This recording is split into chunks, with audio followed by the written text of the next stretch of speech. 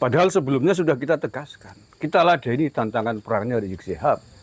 Tetapi bukan kita menginginkan perang, bentrok, clash dengan sesama anak bangsa pribumi Nusantara.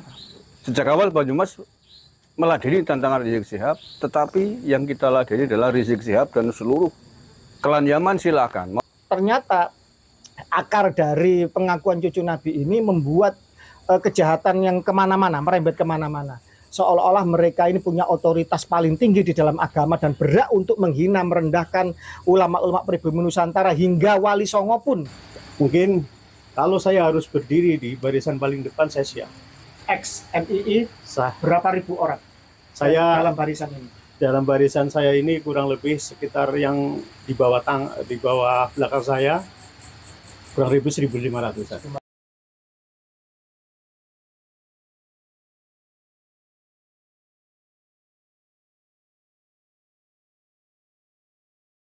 Dan perkembangan terbaru nih, Mas Fakih. Siap. Sebagaimana saya kira sudah banyak tahu juga tentang bagaimana provokasi Rizik Syihab yang sekitar 3 harian sebelum hari Idul Fitri, sebelum Hari Raya Idul Fitri, memprovokasi massa, mengobarkan perang melawan rakyat Nusantara yang dia sebut sebagai kelompok monyet gitu. Bahkan menyebut jenderal-jenderal monyet yang ditengarai dibalik atau membackup, ini klaimnya Rizik Syihab. Bahkan kemudian itu provokasi itu dimakan mentah-mentah oleh sekelompok orang pengikutnya, di antaranya di Karanganyar kan, Jawa Tengah, dan di tempat lain. Nantang-nantang, mempersekusi dan lain sebagainya. Padahal sebelumnya sudah kita tegaskan, kita ladeni tantangan perangnya Rizik Syihab. Tetapi bukan kita menginginkan perang, bentrok, clash dengan sesama anak bangsa pribumi Nusantara. Sejak awal Banyumas meladeni tantangan Rizik Syihab, tetapi yang kita ladeni adalah Rizik Syihab dan seluruh klan Yaman silakan, mau model apa, mau sendirian atau mau rombongan silakan. Tetapi seluruhnya adalah klan Yaman, klan Balawi yang kita nilai sebagai klan pembuat gaduh di negara ini, yang selama ini mengganggu keutuhan dan kenyamanan hidup berbangsa dan bernegara sejak 2014 kalau kita mau lihat mundur lebih jauh sampai hari ini gitu. Nah, makanya ketika kemarin ada tantangan dari kelompok masyarakat di antaranya di Jakarta gitu ya, nantang-nantang Laskar Sabilillah dari Demak gitu. Menurut saya itu salah alamat. Kita tidak menantang sesama anak bangsa gitu. Kita tidak menantang sesama warga pribumi. Banyumas pun tidak akan meladeni tantangannya Forum Persaudaraan Islam yang ada di Jakarta. Karena kita tidak bermusuhan dengan sampean. Yang kita hadapi adalah klan Balawi Yaman, keturunan imigran Yaman yang dipimpin oleh Rizik Syihab ini yang selalu membuat gaduh. Ya, Mas Win, kalau perlu nggak apa-apa lah. Orang Banyumas ngalah ditantang oleh Persaudaraan Islam, kan bukan itu. Tapi yang kita inginkan, kalau gentle laki-laki Rizik Syihab dan klannya, ya maju sendiri. Mau seperti apa gitu loh. Siapa yang mau diajuin, Rizik Syihab, Bahar Smith atau siapa? Mau rombongan, kalau rombongan hitung berapa orangnya, begitu. Mau di mana? Tetapi jangan warga negara, jangan anak-anak Nusantara, warga pribumi. Bukan itu yang kita kehendaki. Oke, makanya kita juga tidak terlalu merespon dengan suaranya pengikutnya Rizik Syihab yang di Jakarta khususnya itu, karena bukan itu yang kita maksudkan. Tapi yang kita maksudkan adalah Rizik Syihab yang mengobarkan, memprovokasi perang. Gitu. Nah, itu diantara dinamika-dinamika terkini yang terjadi, Mas Fakih. Jadi barangkali panjenengan punya perspektif lain apa yang harus kita sikapi. Monggo Mas Fakih dulu. Baik. Terima kasih kepada Bung Agus Mar dari KBN Nusantara dan juga channel dari PWI Laskar Sabilillah Banyumas Raya. Berbahagia sekali bisa di petang ini hadir di Bumi Banyumas. Sebenarnya ini mampir sebentar sekaligus tabarukan kepada senior, kepada guru kami Mas Agus Mar, yang jelas-jelas di dalam organisasi adalah memang senior kami, maka kami yang muda harus sowan ke sini. Dan kebetulan dalam rombongan kami ini sahabat saya, ini Bung Ahmad Sudimin. Saudara saya ini adalah dedengkot di NII, mantan aktivis ex NII.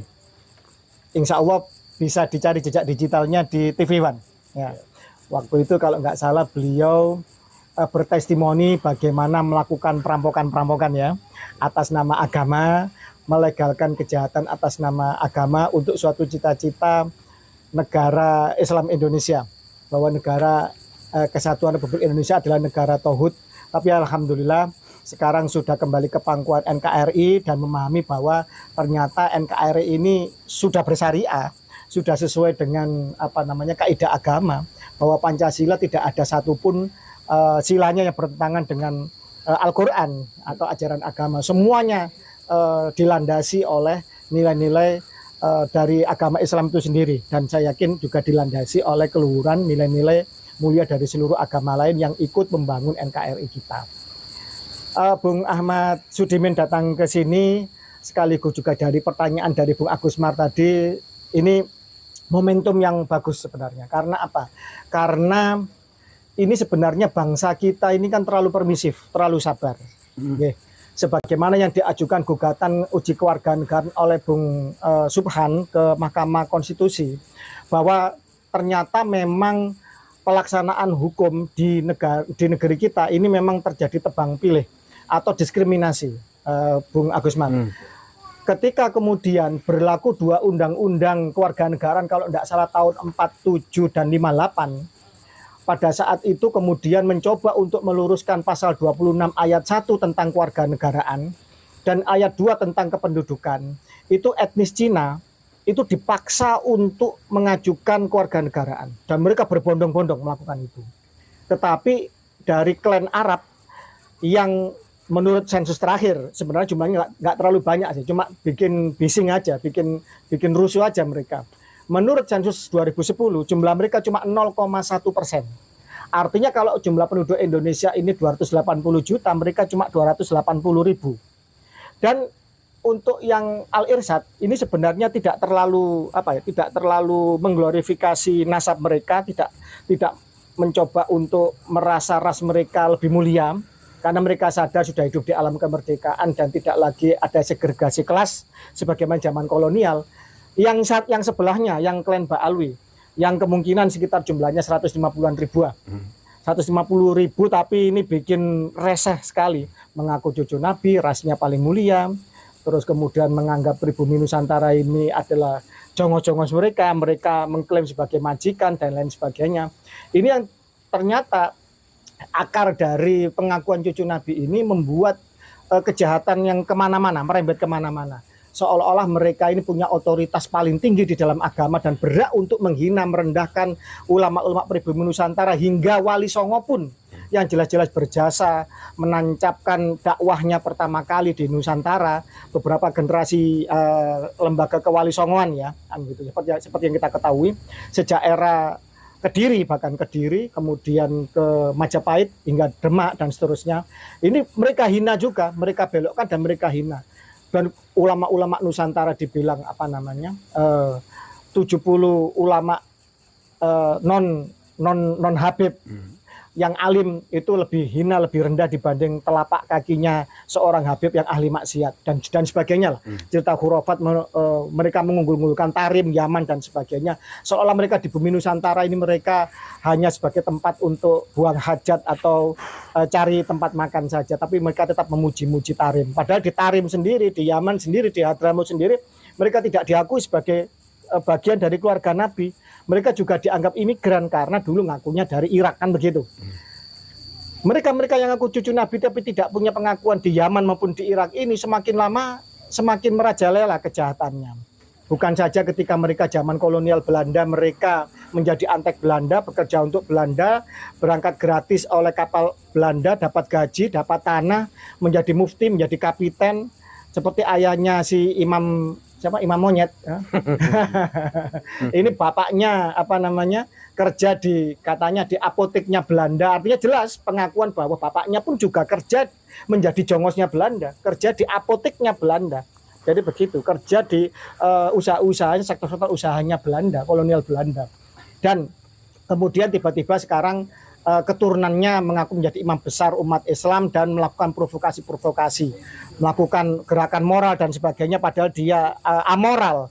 Jelas chat mesumnya dengan si Firza Shihab, jelas bahwa dia makar melawan Pancasila, mendukung ISIS, mendukung gerakan terorisme dan lain sebagainya. Jelas bahwa dia dulu dengan gerakan pentungannya di setiap hari-hari besar keagamaan, orang pakai atribut-atribut agama lain, mengucapkan Natal dan sebagainya, diserang dengan masif hingga kemudian puncaknya tahun 2017 memanfaatkan isu gubernur Pilgub Jakarta. Pada saat itu negara tiba-tiba tersentak kaget bahwa mereka-mereka yang dianggap tidak berbahaya, yang mereka-mereka dianggap ubudiyahnya, muamalahnya sama dengan ormas terbesar Islam NU, kemudian mereka-mereka yang dianggap cucu Nabi dan kita berhusnudzon, ternyata melakukan kejahatan yang hampir-hampir mengancam dan disintegrasi atas nama sektarianisme di dalam Republik ini. Kemudian terjadi gerakan kritis untuk melihat keabsahan nasab mereka, dan mereka sudah disodori kitab nasab, disodori bukti sejarah, ditanya isbat nasabnya, dan hingga tes DNA. Bahkan di antara mereka Bung Agus Mar juga tahu ada beberapa oknum dari habaib yang telah dites DNA.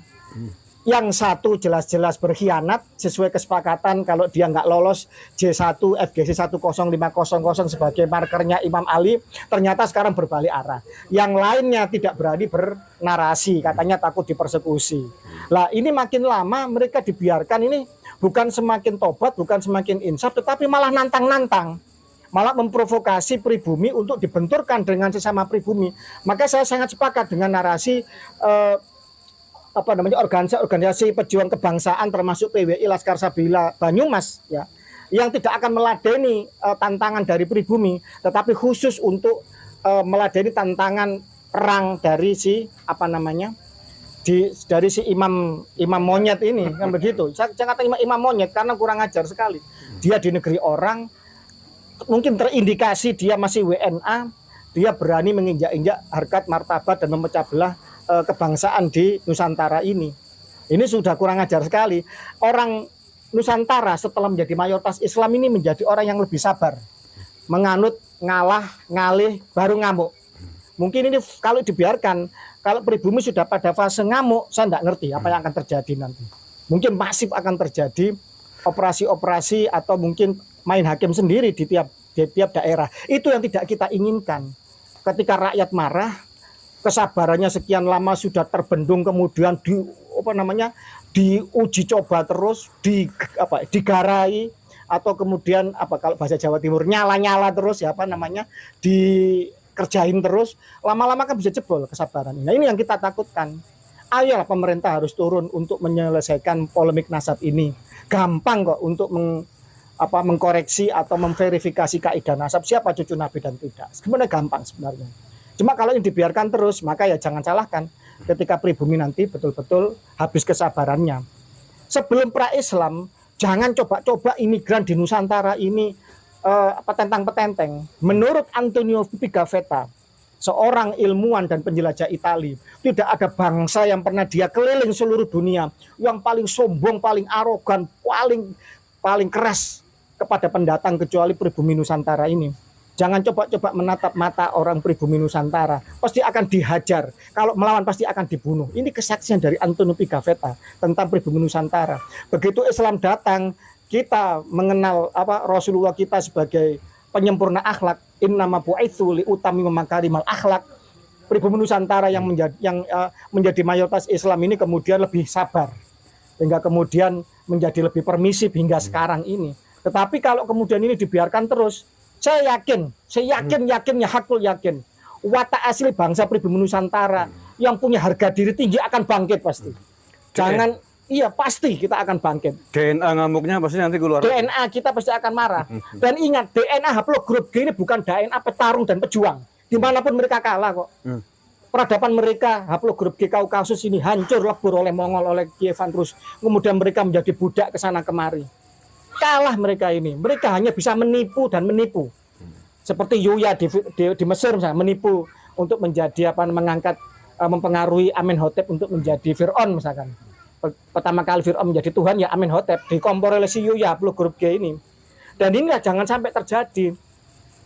Maka Indonesia ini negeri yang besar, makmur, subur, kaya akan tambang, pertanian, kaya akan plasma nutfah, kaya akan sumber biologis, kaya akan oksigen, bahkan paru-paru dunia. Jangan mau dibodoh-bodohi oleh mereka yang mengaku datuknya hebat, ternyata dari negeri yang sampai sekarang melarat, hancur, lebur, kacau, miskin, gersang. Betul. Di Yaman sana. Jangan mau dibodohi. Orang itu dilihat dari karyanya. Bung Agus Mar dihargai orang karena karyanya, karena prestasinya, karena channel YouTube-nya yang hebat kebangsaan dan diakui oleh semua pemangku negara.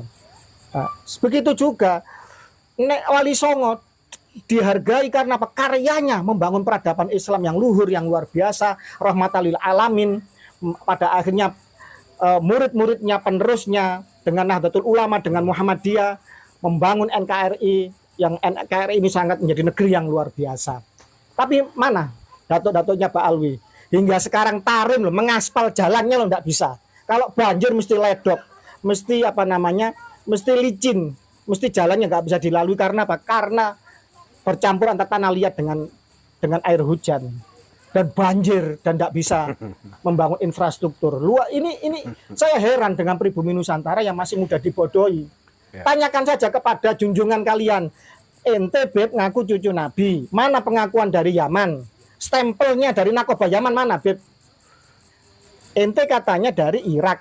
Minta stempel nasabnya dari Irak. Itu aja simpel pembuktian. Saya ngaku keturunan dari Jogja. Saya harus diakui oleh keluarga saya di Jogja. Tidak bisa saya stempel sendiri di Pasuruan atau di Banyumas. Kan begitu? Betul. Begitu. Lah, artinya dengan hadirnya XNI dan tadi sudah banyak, ini sebagian sudah bubar di dalam kongko-kongko kita, tapi Bung Sugimin tetap setia untuk ikut dalam podcast ini. Maka monggo Mas Agus, nanti dipertajam narasi tentang kebangsaan kepada XNI yang dulunya melegalkan merampok, membunuh, mencuri, ya kan, segala cara untuk ideologi mereka, tapi mereka sekarang sudah kembali kepada Pancasila, kepada bangsa ini. Monggo dipertajam Mas Agus. Terima kasih. Langsung aja Pak Sugimin, silakan monggo.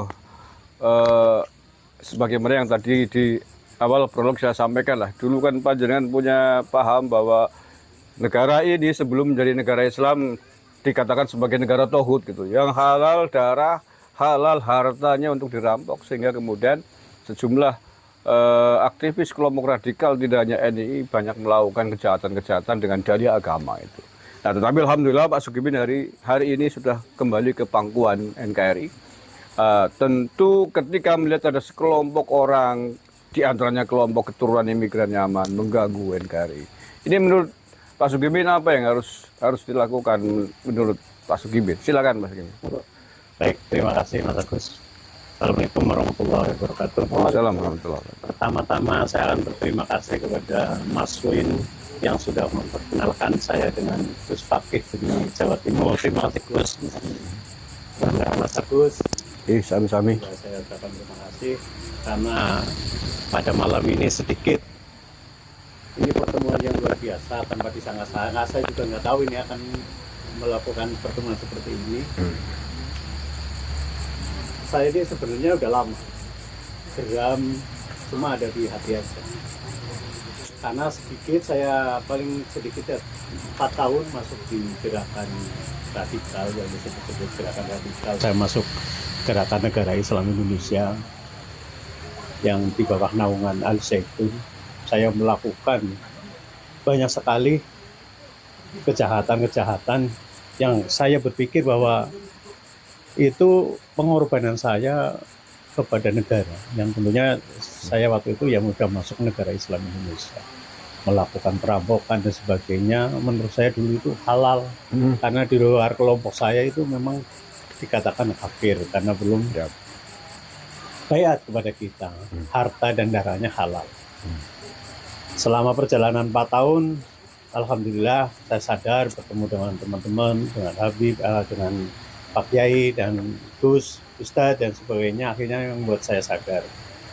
Kemudian mendengar dan melihat polemik yang akhir-akhir ini berguncang di negara ini, terutama yang disampaikan oleh Habib Rizik dan juga Habib Bahar bin Smith ya, yang sebenarnya mereka mengaku cucu Nabi, tapi itu tidak mencerminkan sebagai cucu Nabi. Sebenarnya buat teman-teman sendiri yang asli pribumi, asli Nusantara harusnya berpikir, Nabi sendiri kelakuannya seperti apa? Makhluk yang paling mulia di dunia ini. Kenapa cucu-cucunya dari bahasa aja itu udah Yang mengaku cucu. tidak, yang mengaku cucu itu sungguh harusnya malu Pak Habib Rizik dan juga Pak Habib Bahar bin Smith, harusnya malu bahwa Habib Rizik dan juga Habib Bahar bin Smith udah mempermalukan junjungan kita Nabi besar Muhammad SAW. Harusnya malu. Kenapa?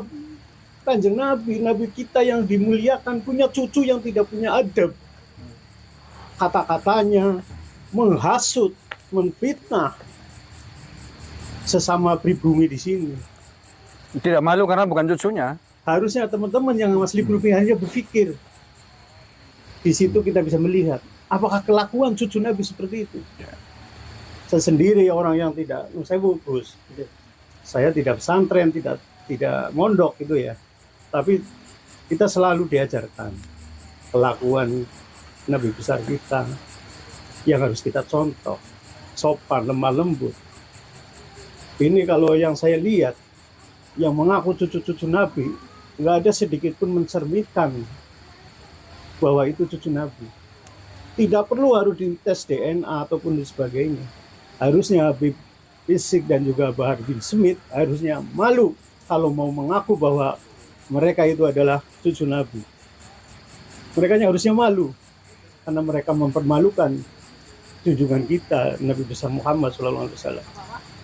Mungkin kalau saya harus berdiri di barisan paling depan, saya siap untuk memberikan bahwa harus sadar harusnya Habib Bahar bin Smith juga Habib Rizik bahwa harusnya malu mengaku sebagai cucu Nabi. Mungkin itu Gus. Ex MII Sah. berapa ribu orang Saya dalam barisan ini? dalam barisan saya ini kurang lebih sekitar yang di bawah belakang saya kurang lebih 1.500. Kalau total semua yang sudah kembali ke pangkuan RI, Ya itu hitungannya udah ratusan ribu. ratusan ribu Sudah kembali Siap, ke ya? pangkuan. Insya Allah siap dengan barisan kita. dengan barisan-barisan kita itu sih. Enaknya diapain ini imigran-imigran kurang ajar ini? Seharusnya sebelum orang-orang asli pribumi ini marah dan mengeluarkan taring-taringnya, harusnya Habib Rizik harusnya segera sadar diri, dan untuk pemerintah sendiri harusnya bersikap lebih adil dan lebih dewasa. Jangan sampai nanti terjadi keributan ataupun masalah yang akan semakin besar. Jangan sampai terlambat. Dan jangan sampai terlambat. Mungkin itu aja, Gus. Jadi gini, dengerin ya, Imam Monyet ini barisan dari NII, mantan ex negara Islam Indonesia, menjawab tantangan Anda dimanapun dan kapanpun. Mereka siap untuk menjadi garda depan bagi NKRI dan bagi mereka-mereka yang mencoba untuk menistakan Nabi Muhammad, kan begitu. Siap. Ya, siap. Oke.